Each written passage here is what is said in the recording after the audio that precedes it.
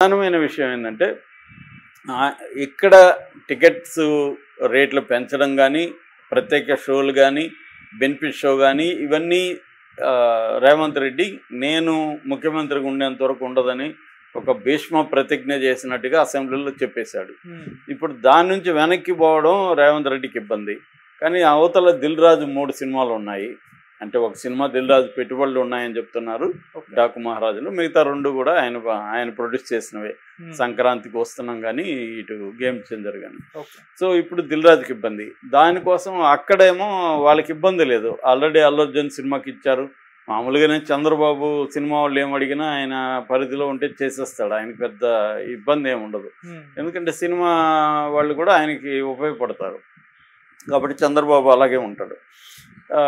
పవన్ కళ్యాణ్ కూడా సినిమా వాడే కాబట్టి ఆయన కూడా ఎవరినో ఇబ్బంది పెట్టాలని పవన్ కళ్యాణ్కి కూడా ఉండదు మామూలుగా. ఆ కైండ్ ఆఫ్ రివెంజ్ అనేది ఒక వైసీపీ పట్ల ఉంటుంది తప్ప పవన్ కళ్యాణ్కి వేరే వాళ్ళ పట్ల ఏమీ ఉండదు. కాబట్టి ఆయన కూడా ఇబ్బంది లేదు. సో అయితే ఇక్కడ రేవంత్ రెడ్డి ఇలా ఇచ్చాడు కాబట్టి ఇండైరెక్ట్గా రేవంత్ రెడ్డిని కూడా ఆయన విమర్శించాడు. ఏమంటే ఇస్తే తప్పేముంది, అందులో ప్రతి రూపాయికి 18% జిఎస్టీ గవర్నమెంట్కి వస్తుంది కదా, ఇవ్వడం తప్పేముంది అనేది అన్నాడు. అది థియరాటికల్గా కరెక్టే. ఇప్పుడున్న అనేక బిజినెస్లకి రాయితీలు ఇస్తారు. ఇప్పుడు పిఎల్ఐ అనే స్కీమ్లు ఉన్నాయి సెంట్రల్ గవర్నమెంట్, అంటే ప్రొడక్షన్ లింక్డ్ ఇనిషియేటివ్ అని. చాలా అట్లాగే అంకురాలు అంటా ఉంది ఈ మధ్య ఈనాడు, అంటే స్టార్టప్స్కి చాలా రకాల ఎంకరేజ్మెంట్ ఉంది. అంటే అనేక పరిశ్రమలకి రాయితీలు ఇవ్వడం కావచ్చు, వాటికి ఇన్ఫ్రాస్ట్రక్చర్ ప్రొవైడింగ్ చేయడం కావచ్చు, ల్యాండ్ ఇవ్వడం కావచ్చు, ఇవన్నీ ట్యాక్స్ ఎగ్జంప్షన్స్ కావచ్చు, ఇవన్నీ సెంట్రల్ గవర్నమెంట్ స్టేట్ గవర్నమెంట్స్ ఇస్తున్నాయి. సినిమా అనేది కూడా ఒక పరిశ్రమ. సినిమా పరిశ్రమకు కూడా వాళ్ళు కోరిన కొన్ని సౌకర్యాలను ఇబ్బంది లేదనుకున్నప్పుడు ఇవ్వచ్చు. అది ప్రజలు నిర్ణయించుకుంటారు. టికెట్ రేట్లు ఎక్కువ వేస్తే చూడాలా లేదా అనేది మెల్లగా చూస్తారు. అర్జెంటుగా చూడాల్సిన అవసరం లేదు కదా అనే లాజిక్ అయితే ఒకటి ఉంది. సో ఆ లాజిక్ ప్రకారం అన్ని సినిమాలకు కూడా వాళ్ళు ఎవరు అందరూ కూడా పోయి ఇల్లు అడగరు.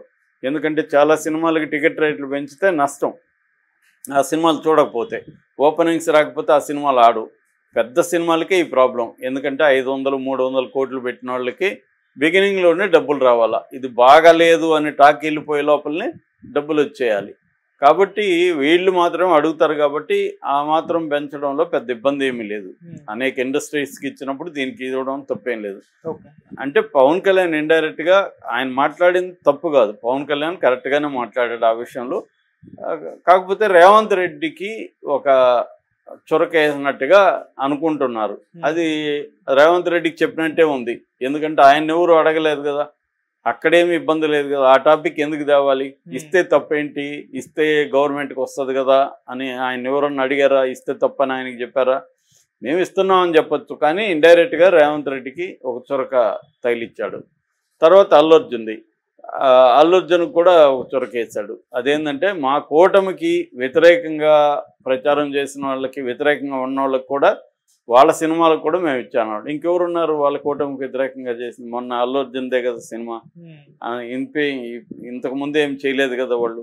కాబట్టి అల్లు అర్జున్ సినిమాకి చేసామంటే క్లియర్గా ఆయన డిక్లేర్ చేశాడు, అల్లు అర్జున్ మా కూటమికి వ్యతిరేకంగా పనిచేశాడు అన్న విషయాన్ని పవన్ కళ్యాణ్ ఫస్ట్ టైము అల్లు అర్జున్కి యాంటీగా మాట్లాడాడు. మొన్న కూడా ఆయన మాట్లాడిన దాంట్లో క్లియర్గా అల్లు అర్జున్దే తప్పు అన్నట్టుగానే మాట్లాడాడు. ఆయన ఓవరాల్ మొత్తం గమనిస్తే అల్లు అర్జున్ అది తప్పు.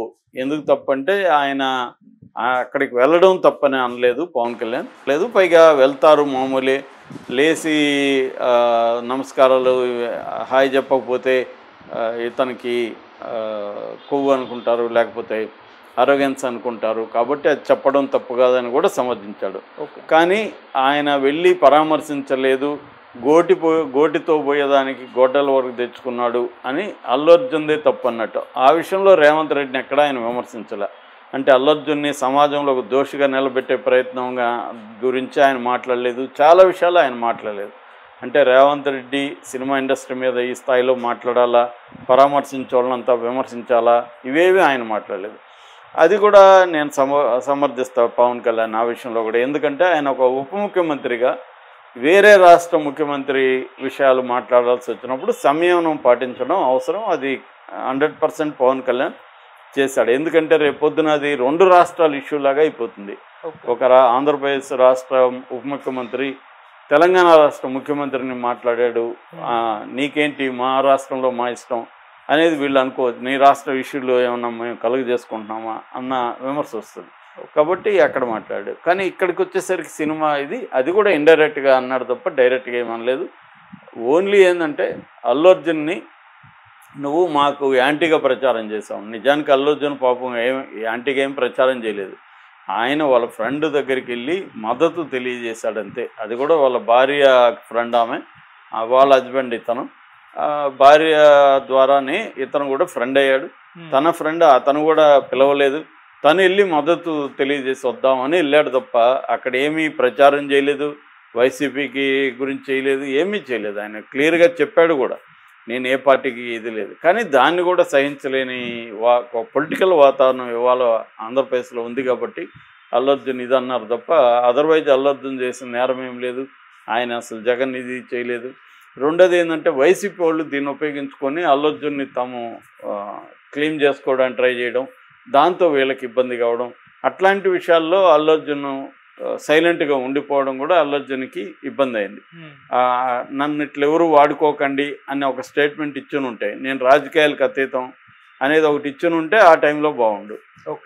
అంటే అల్లు అర్జున్కి కూడా ఎక్స్పీరియన్స్ లేకపోవడం, ఇట్లాంటివి జరగకపోవడం తెలియదు కాబట్టి ఆయన నేను నా ఫ్రెండ్కి హెల్ప్ చేశాను తప్పేముంది అనేది ఆయన అనుకుంటాడు. కానీ అలా ఉండవు కదా రాజకీయాల్లో చాలా జాగ్రత్తగా ఉండాలి. నువ్వు తప్పు చేయకపోయినా కూడా నువ్వు దోషిలాగా నిలబెట్టేయగలరు రాజకీయాల్లో. అందుకని చాలా హుషారుగా ఉండాల్సిన అవసరం ఉంది. అది మేబీ అల్లు అర్జున్ ఈ పాటికి నేర్చుకొని ఉంటాడు, ఎందుకంటే అతనికి పెద్ద దెబ్బ తగిలింది కాబట్టి. Thank you so much. ఆడడం అనేది తక్కువ. ముందు నుంచి కూడా పవన్ కళ్యాణ్కి ఆ లక్షణం ఉంది.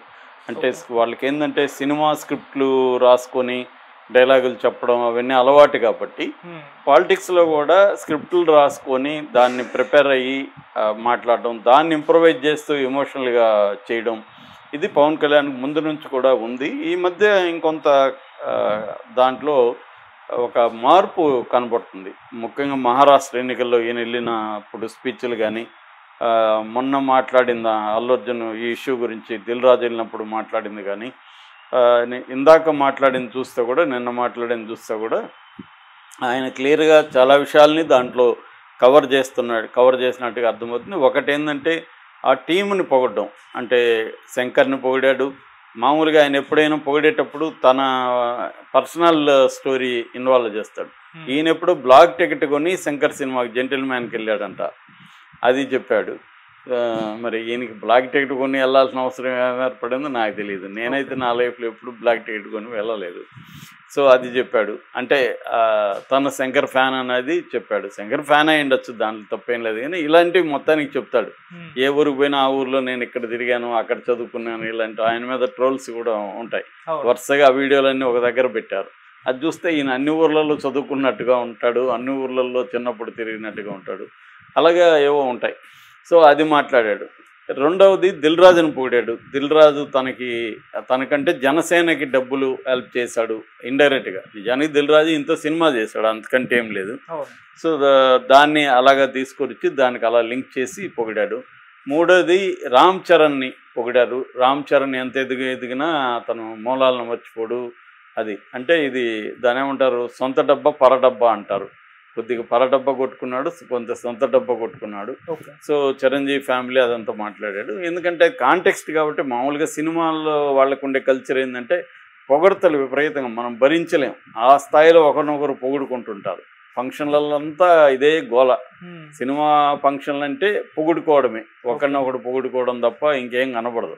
ఆ స్థాయి ఉంటుంది. అదే సంప్రదాయాన్ని ఆయన ఫాలో అయ్యాడు. అక్కడ శంకర కూడా అంతే చేశాడు, రామ్ చరణ్ అదే చేశాడు, మళ్ళీ దిల్ రాజు కూడా అదే చేశాడు. వీళ్ళందరూ కలిసి ఆయన పొగిడారు. పవన్ కళ్యాణ్ ఎంత గొప్పవాడని శంకర్ పొగిడాడు. ఆయన నిజ